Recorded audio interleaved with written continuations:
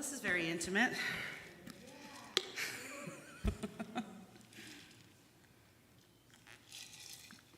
Okay, now that I have fortified myself with iced coffee, good morning. I am Reverend Karen LeBlanc. And hold on, I'll leave it just like it is. Yes, I'm still Reverend Karen LeBlanc. And we are a beloved community of people who believe that everyone is worthy of respect, that science is real, that the democratic process is a sacred thing, that we are all part of an interconnected web, and the light and energy we share and put out makes a difference in this world. We are people of purpose here. And if what you hear resonates with you, we hope you'll consider becoming part of this way cool family of seekers and keepers of this very long dream that is our church. We will have some coffee after the service. You may join us for that. We'd love to have you. If you are new here, you can sign one of these blue cards, and that will put you on our mailing list. We are live streaming, so don't do anything silly in front of the camera that you wouldn't want the world to see. And if you would just put your phones on silent mode, worship mode, we will begin by lighting our chalice. Let's see. Deb, would you light the chalice for us?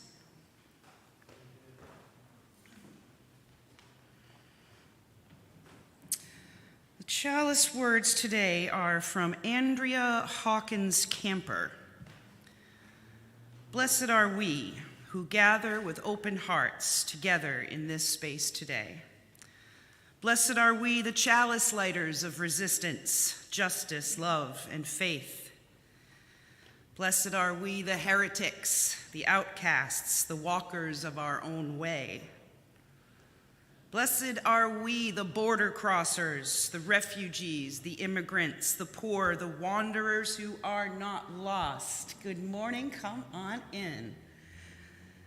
Blessed are we, the transgressors, the trespassers, the passers-by, the cause takers, the defiant, the compliant.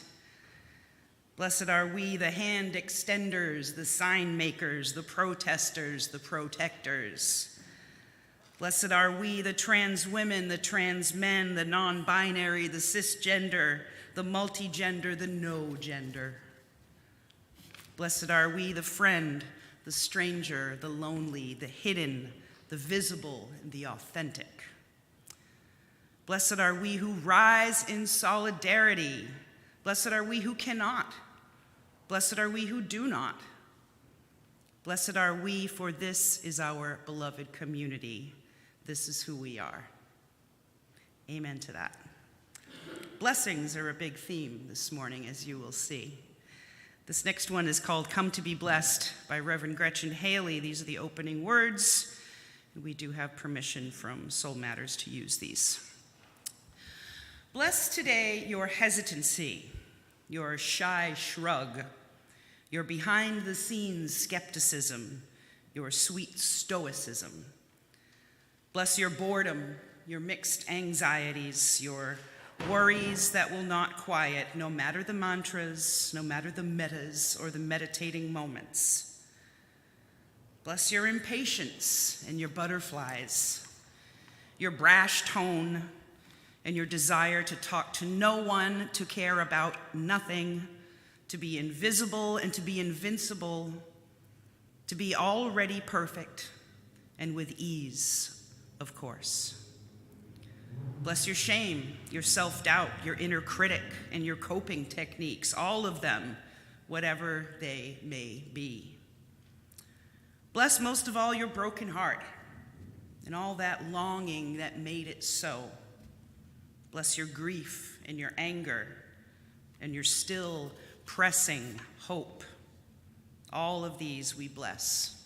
All of ourselves we bless in this gathering made holy by our wholeness, this community made sacred by our scars. Come to be blessed, come to be a blessing. Come, let us worship together. Now we will sing our first hymn together. I know it says a different number. We're going to do number 188. 188, come, come, whoever you are.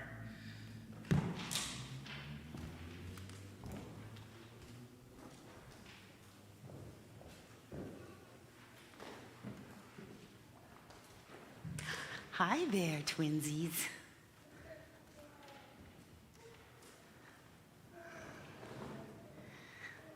I realized all week that I had been practicing the wrong hymn. The other one started with come too, and I went to come, come, whoever you are. So this is what we're going to sing.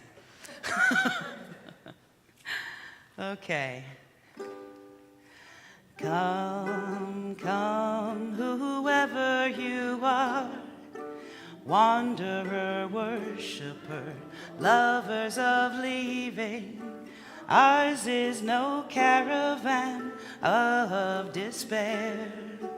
Come, yet again come. Oh, geez. Come, come, whoever you are, wanderer, worshiper, lovers of leaving. Ours is no caravan of despair. Come, yet again come. One more time. Come, come, whoever you are, wanderer, worshiper, lovers of leaving. Ours is no caravan of despair. Come, yet again come. All right, well, while you're all standing up, let's greet each other. Yes, and I will fix this.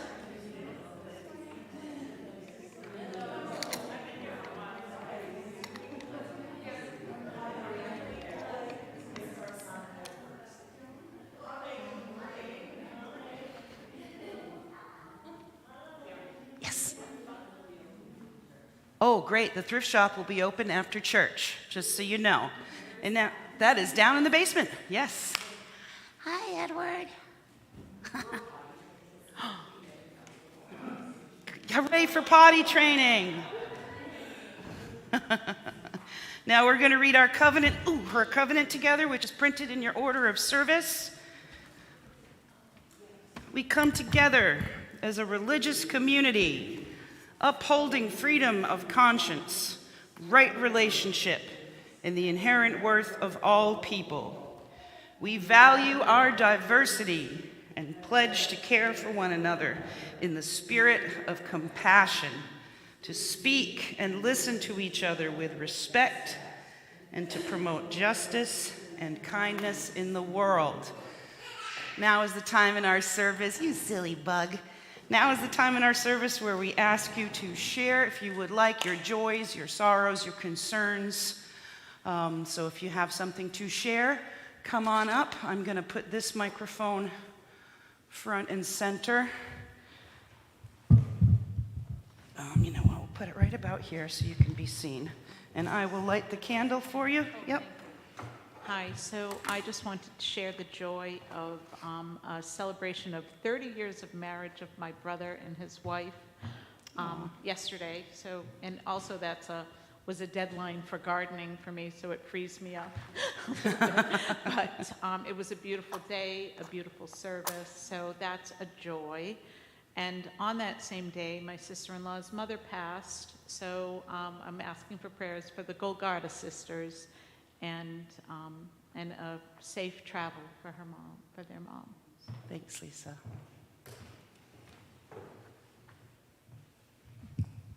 I have a poem to read. There's actually 2 sections, so this is the first. It's called Refugees. They have no need of our help, so do not tell me these haggard faces could belong to you or me. Should life have dealt a different hand, we need to see them for who they really are. Chancers and scroungers, layabouts and loungers with bombs up their sleeves, cutthroats and thieves. They are not welcome here. We should make them go back to where they came from. They cannot share our food, share our homes, share our countries. Instead, let us build a wall to keep them out. It is not okay to say these are people just like us. A place should only belong to those who are born there. Do not be so stupid to think that the world can be looked at another way. But I'm going to let you look at this poem another way. The world cannot be looked at another way. Do not be so stupid to think that a place should only belong to those who are born there. These are people, just like us. It is not okay to say build a wall to keep them out. Instead, let us share our countries, share our homes, share our food. They cannot go back to where they came from. We should make them welcome here. They are not cutthroats and thieves with bombs up their sleeves, layabouts and loungers, chancers and scroungers. We need to see them for who they really are. Should life have dealt a different hand, these haggard faces could belong to you or me. So do not tell me they have no need of our help. And this is by, what's his name? Brian Bilston, and he's considered the poet laureate of TikTok. He's very anonymous. He's sort of like Banksy. Nobody really knows anything about him. But I love the way he did that poem, so it could be read forward and backward. Nice. Thanks, Eileen. Come on, Pamela. Hello. Sometimes I tell everybody that a great joy is having a grandchild, and 9 months old now, but we had a sudden change in our home situation, and all of a sudden now the mother and the father of the baby are both living with us. And my son is 23. He's adapted okay to living with us, but let's put it this way, that there were plenty of difficulties when the mother and the baby moved in. And of course we love to have the baby there, that's a big pleasure, but what a thing to adapt, what a big adaptation, what a big adapting. And so, I think we've been talking so much about tolerance and accepting everybody, and I know that this person has a lot of mental challenges, emotional challenges, so I tell myself, this is the past girlfriend of my son, the mother of my grandson, and found herself with nowhere to live, so, she's living with us. But I guess, they say that these things can be tests, or this is how you can get more wisdom when you have a very difficult challenge. You can learn a lot from the very difficult challenge, but I was one day so mad I didn't come out of my room the whole day because I said, I don't want to be around this person. But anyway, I think we're possibly adapting some now. But anyway, I know it's, first of all, a blessing to have a son, blessing to have a grandson, and people have always taught me, but I think it's a hard lesson to learn. All the hard things or challenges, they're all the things that you will learn from. So, thank you. Amen.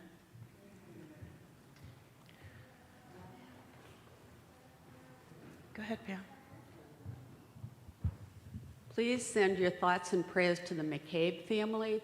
The McCabes are longtime members of this church. Bob is now on hospice. It was very sudden. He is not expected to live very long. Oh, I'm sorry. Love those McCabes.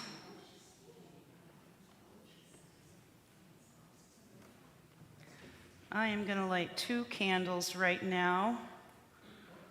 One, oh, go ahead, Steve. I will light. So when I met my wife when she was 15, I never would have believed that I would be telling people that I've been married for 54 years to this very same woman. And she really is the love of my life. And marriage is a lot of work. It isn't always happy. Sometimes you have really hard times. And we certainly have gone through a lot of that. But here we are, and it just gets better and better. So if you're in a hard time, stick with it. That's so nice to hear.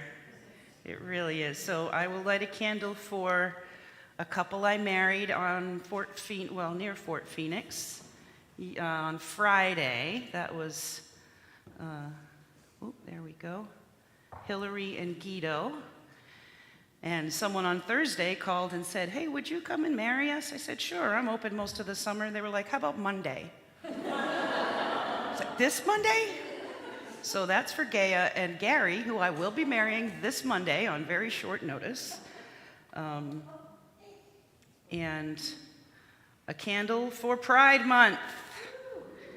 And you know, I'm going to have to throw a sorrow in here because I really wanted to put up a flag yesterday, and I went to every store from Wareham to Westport and couldn't find one single pride flag for sale. Well, I think because they're all sold out. I don't know. Every place I went into just said, no, we don't carry them. So that was kind of, I know, funny, right? Silly. We have one. This is for my house. So the last candle I'm going to light here is for Joe Raposa, who we've been praying for him for a few weeks now, and he passed away on Friday. Joe, very quickly, he went downhill. His daughter Elise is a member of this church. He was a longtime member of this church. His sister Mary Raposa is a member of this church. We will be doing a small memorial on this Thursday at 1 o'clock if anyone would like to join us. So this is just for all the love I have for Joe and the whole family. The Raposa clan is my family as far as I'm concerned. All right, I was looking for one more match, and we'll light one. We'll pretend it's 2 final candles, as is our practice here. One for all the joys and the sorrows that we keep in our hearts, and one for all of those who have yet to find a nice place and a supportive place like this to share their thoughts with each other. Okay.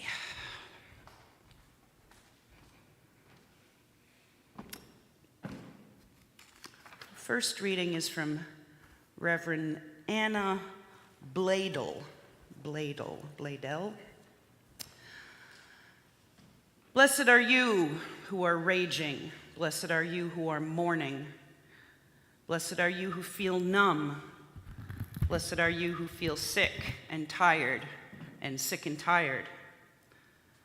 Blessed are you who refuse to turn away. Blessed are you who need to turn away.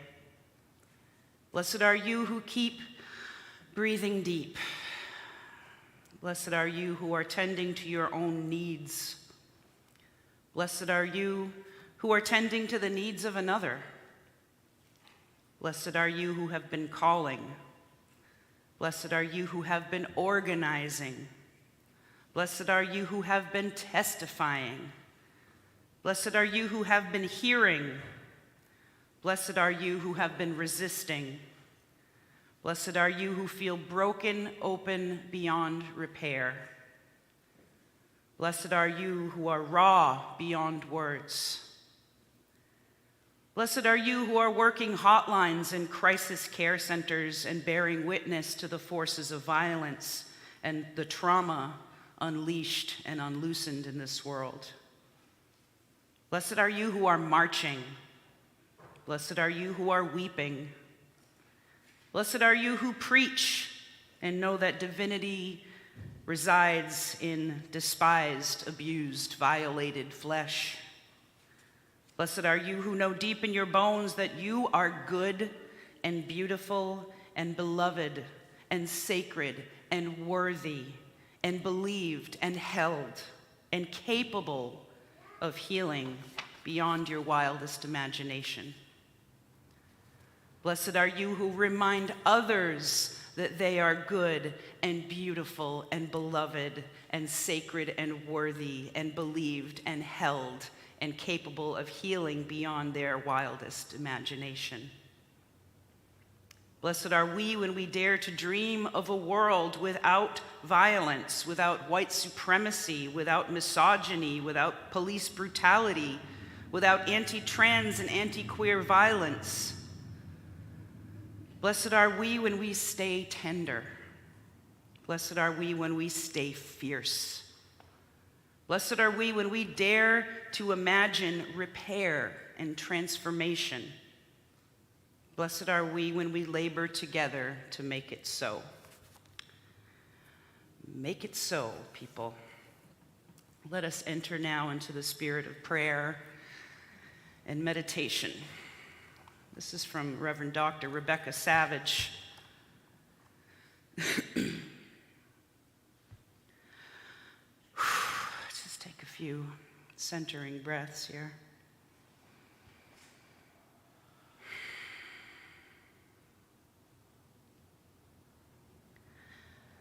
Spirit of life,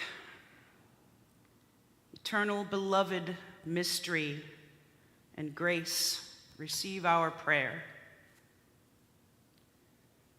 We come before that which is greater than ourselves in gratitude for the fullness of our lives, for the anguish and grief that informs our mission to side with love again and again, for the suffering and disenfranchisement of our people that foments our passion for justice and wholeness,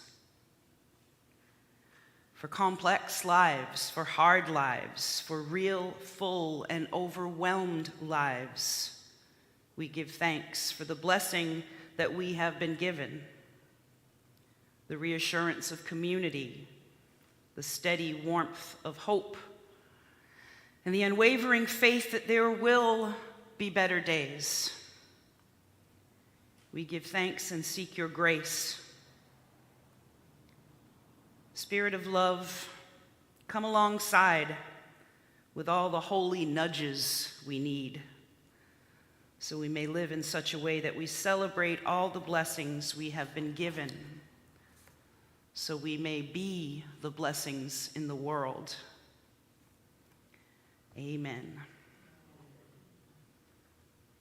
Have a moment of silence.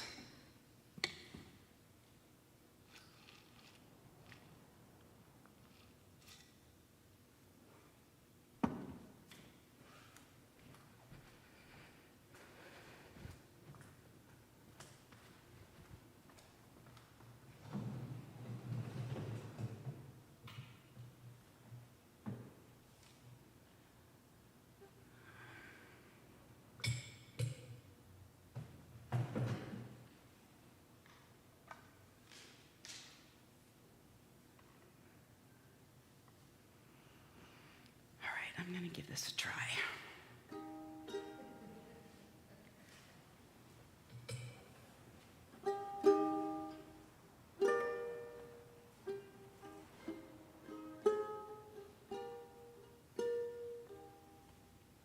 Oh, that's the hard one.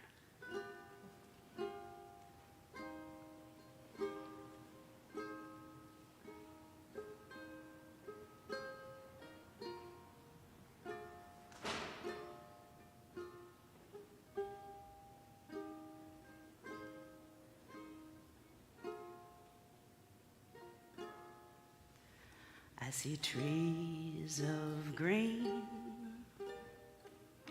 red roses too. I see them bloom for me and for you. And I think to myself, what a wonderful world.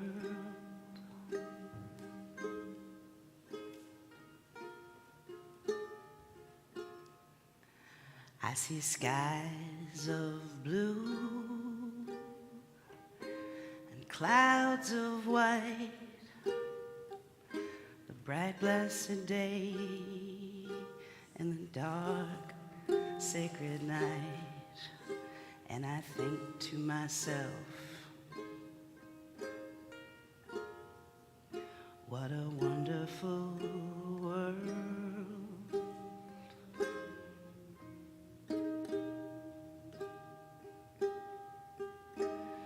Colors of the rainbow, so pretty in the sky, also on the faces of the people going by. I see friends shaking hands, saying, how do you do? they're really saying, I love you. I hear babies crying, I watch them grow. They'll learn much more than I'll ever know. And I think to myself, what a wonderful world.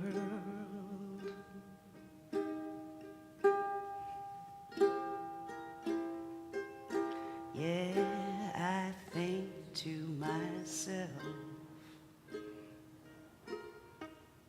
what a wonderful world.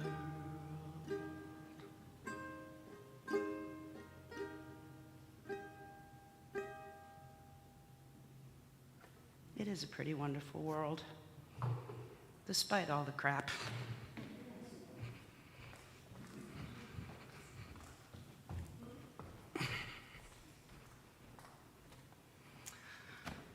Okay. The second reading is called Blessing When the World is Ending. Look, the world is always ending somewhere. Somewhere the sun has come crashing down. Somewhere it has gone completely dark. Somewhere it has ended with a gun or a knife for the fist. Somewhere it has ended with the slammed door, the shattered hope. Somewhere it has ended with the utter quiet that follows the news from the phone, from the television, from the hospital room. Somewhere it has ended with a tenderness that will break your heart. But listen, this blessing means to be anything but morose. It has not come to cause despair. It is simply here because there is nothing a blessing is better suited for than an ending. Nothing that cries out more for a blessing than when the world is falling apart. This blessing will not fix you, will not mend you, it will not give you false comfort. It will not talk to you about one door opening when another one closes. It will simply sit itself beside you among the shards and gently help you turn your face toward the direction from which the light will come, gathering itself about you as the world begins again. Now is the time in our service where we ask you for your very kind donations toward the good works of this church, of which there are many people, many, many good works to do here. We thank you. I don't have any offertory music this week. Boy, I miss Randy already. I can only learn so many pieces of music on a ukulele in 1 week while doing all the other stuff I do. I can't believe I just pulled off What a Wonderful World.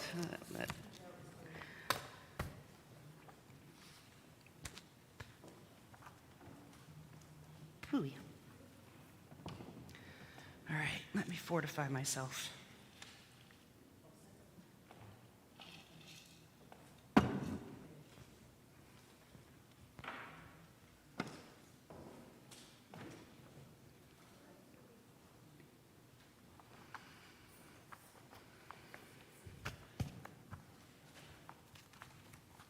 So good to see those twins here today.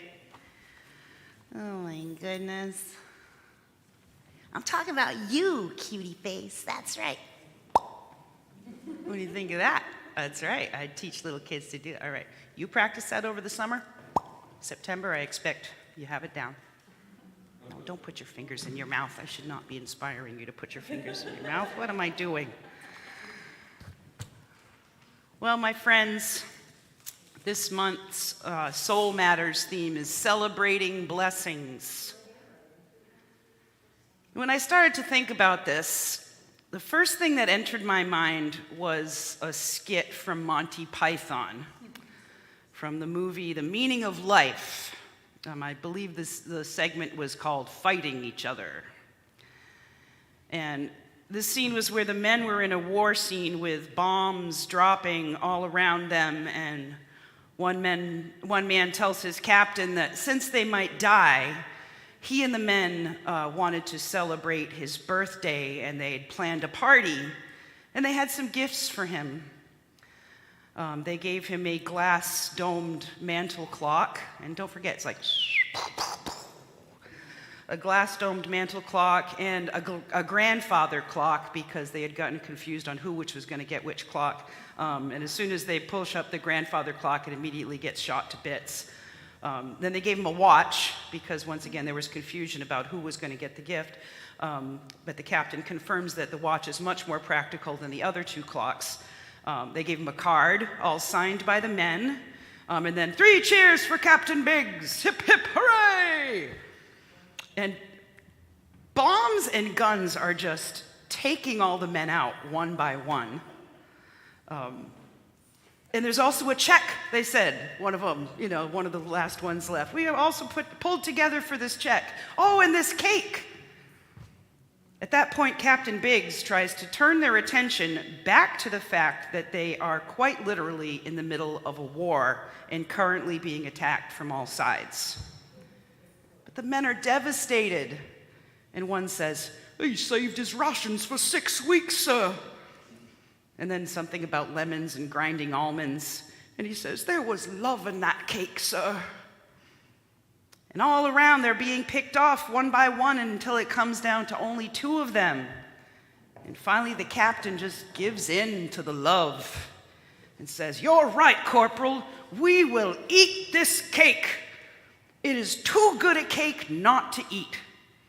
And that's what they did, on a table pulled from nowhere with proper linens and bursting bombs.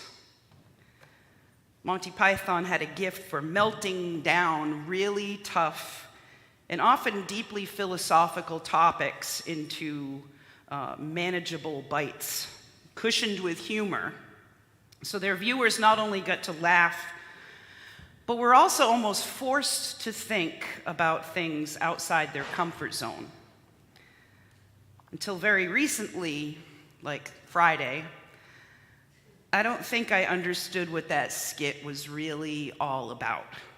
But when I thought about celebrating blessings in the middle of what is coming to feel like a war zone, where bombs of all kinds are going off around us all the time, and we don't know who is the next to fall, I got it.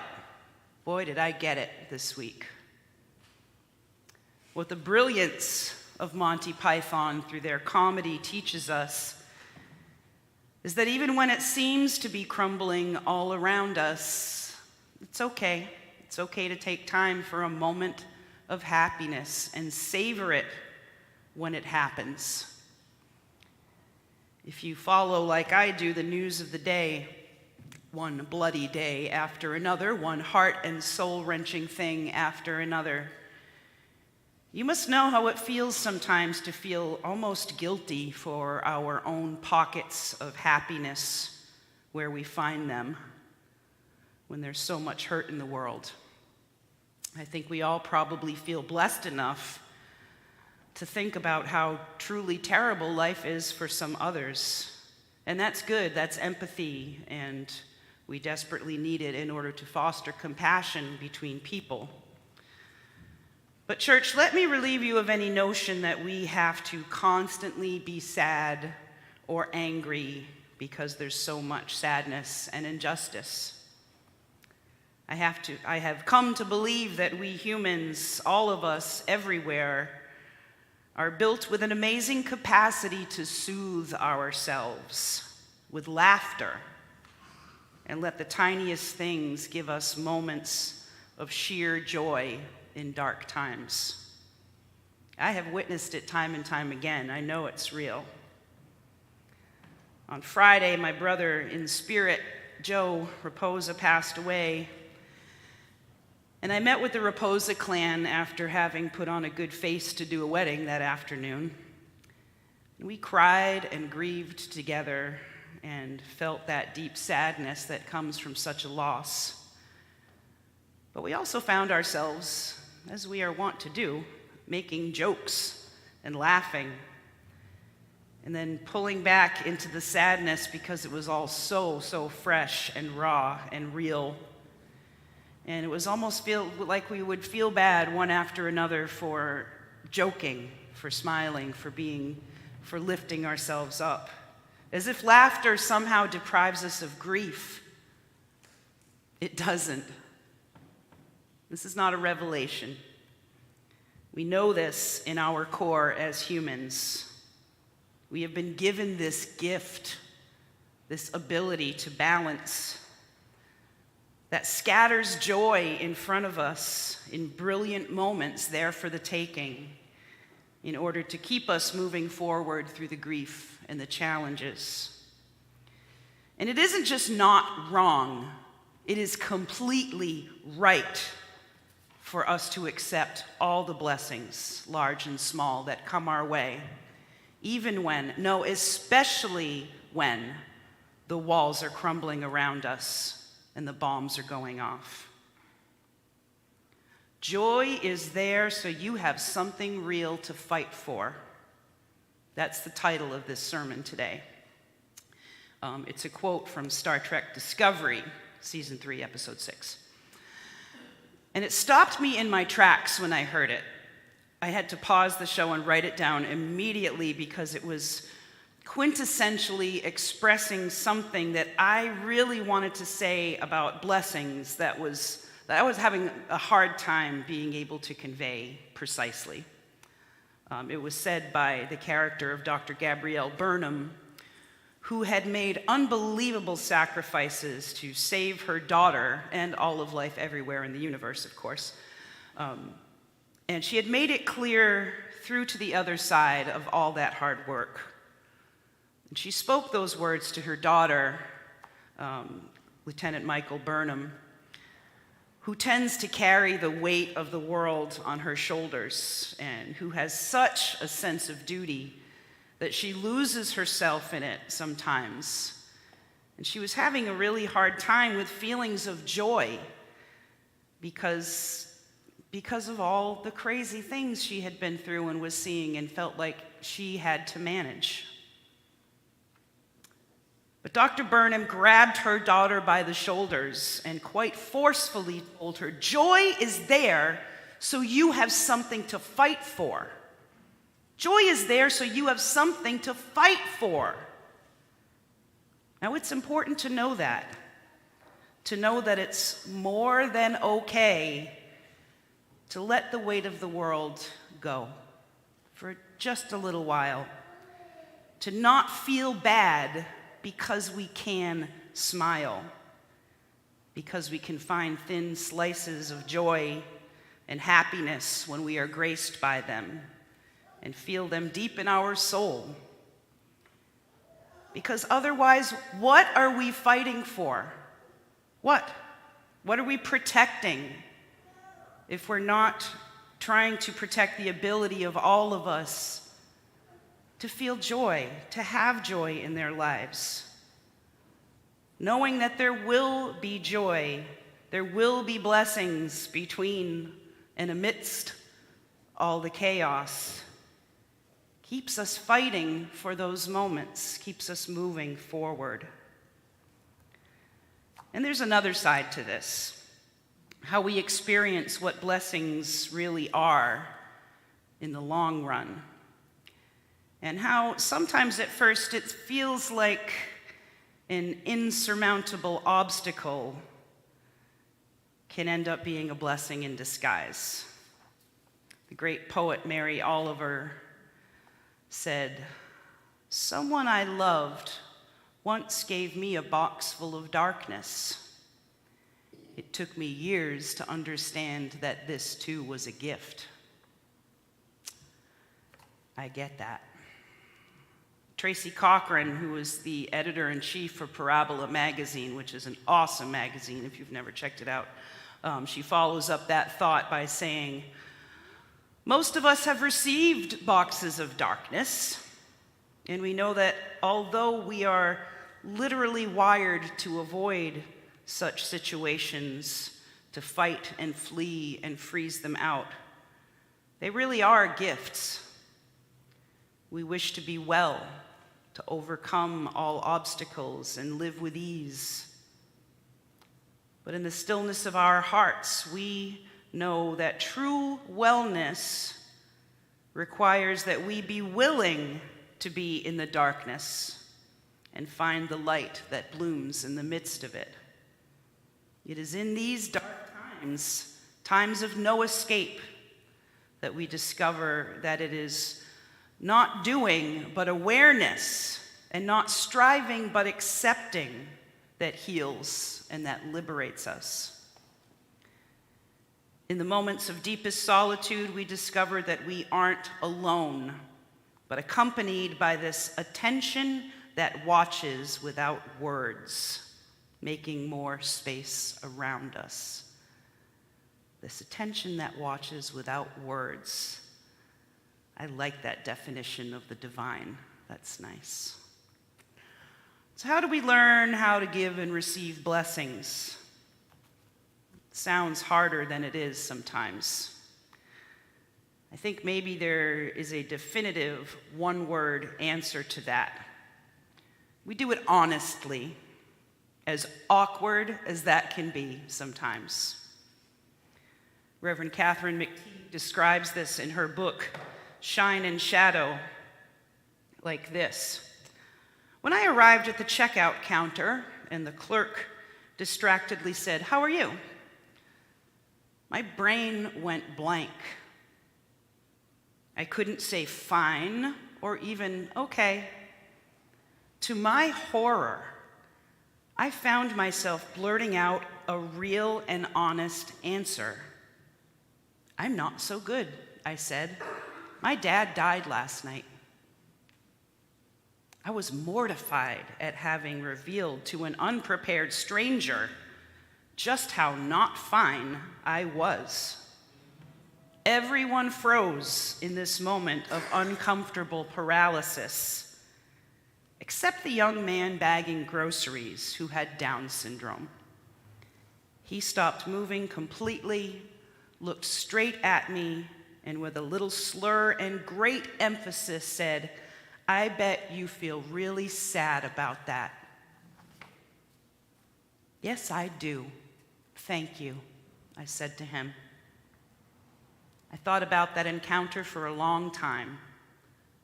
The young man bagging groceries would be considered disabled in thought, speech, and movement, yet he was the only one able to offer what counted in that particular moment. He knew how to give a blessing. That small act, blessing someone by standing beside them in their pain instead of trying to fix it, is way more difficult than one might think. We love to try to fix things. We have a hard time being okay with not being okay, and an even harder time sharing when we're not okay, mostly out of fear that someone might try to fix it. Instead of just saying, "Geez, that's awful, I'm sorry." I think giving and receiving blessings and celebrating our blessings with gratitude is key to finding a measure of happiness even when the world seems to be imploding. So what then does it mean to offer a blessing, to be a blessing? Reverend Elia Kelmer says, "To bless something or someone is to invoke its wholeness, to help remind the person or thing you are blessing of its essence, its sacredness, its beauty, and to help remind yourself of that too. Blessing does not fix anything. It is not a cure. A blessing does not fix us. does not instill health or well-being or strength. Instead, it reminds us that those things are already here inside of us. So, my church friends, find that little bit of glitter in the bottom of that box of darkness and blow it out into the light. Find sequins in that place and sew them onto your clothes so you sparkle no matter what. Embrace your joy and make it so joyous that you're more than willing to fight to keep it for yourself and for others. So may it be, my friends. Amen. I am going to turn this thing off because it is now going in and out at will, strangely. Oh, thank God. It's nice when you have to sing to have that on you, but... Okay. Let's see. Oh, all right. Let's sing a cappella with some hand clapping and perhaps a little dancing. Number 118, 118, this little light of mine. Oops. 118. Okay.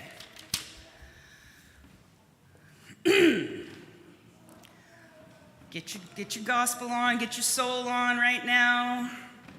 This little light of mine, I'm gonna let it shine. This little light of mine, I'm gonna let it shine. This little light of mine, I'm gonna let it shine. Let it shine, let it shine, let it shine. Everywhere I go, I'm gonna let it shine. Everywhere I go, I'm gonna let it shine. Everywhere I go, I'm gonna let it shine. Let it shine, let it shine, let it shine. Building up a world, I'm gonna let it shine. Building up a world, I'm gonna let it shine. Building up a world, I'm gonna let it shine. Let it shine, let it shine, let it shine. Back to the first verse. This little light of mine, I'm gonna let it shine. This little light of mine, I'm gonna let it shine. This little light of mine, I'm gonna let it shine. Let it shine, let it shine, let it shine. Yes! Amen, my brothers and sisters. Go in peace, take all that shine and shine it where it needs to get shined. All right? Hold fast, my friends. We love you. Stay strong. Live long and prosper. We will see you next week. My good friend Bob Maker will be here to give us some kind of cool history thing. What's that? Oh, Tuesday. We also have a meeting to talk about social justice at 6 o'clock right here at the church. And please join us for coffee hour.